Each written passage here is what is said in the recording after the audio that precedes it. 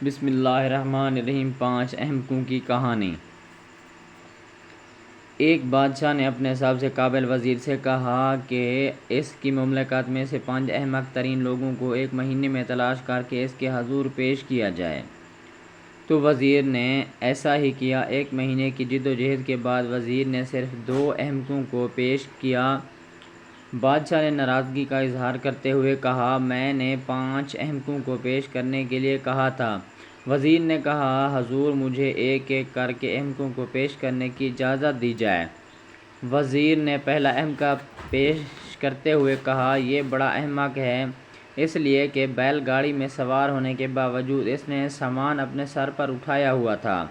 دوسرے احمق کو پیش کرتے ہوئے کہا، اس شخص کے گھر کی چھت پر بیج پڑے تھے، ان بیجوں کی وجہ سے چھت پر گھاس اگ آئی۔ یہ شخص اپنے بیل کو لکڑی کی سیڑھی سے چھت پر لے جانے کی کوشش کر رہا تھا تاکہ بیل چھت پر چڑھ کر گھاس چر لے۔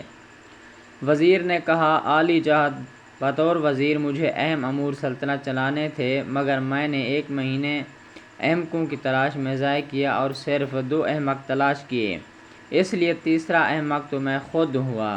وزیر نے ذرا سا توقف کیا تو بادشاہ چلایا، چوتھا احمق کون ہے؟ وزیر نے عرض کیا، عالم پناہ جان کی امان پاؤں تو عرض کروں۔ بادشاہ نے کہا، کہو، تمہیں کچھ نہیں کہا جائے گا۔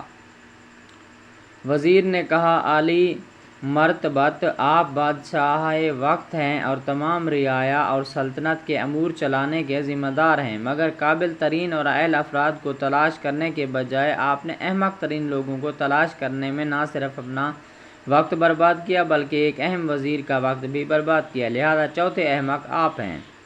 بادشاہ نے تلملاتے ہوئے سوال کیا، اچھا اب بتاؤ بھی 5واں احمق کون ہے؟ وزیر نے عرض کیا، جہاں پناہ 5واں احمق یہ شخص ہے جو فیس بک سے چمٹا ہوا ہے، اپنے دفتری اور کاروباری فرائض اور خاندان کے بہت سے کام سے لاپرواہی برت رہا ہے۔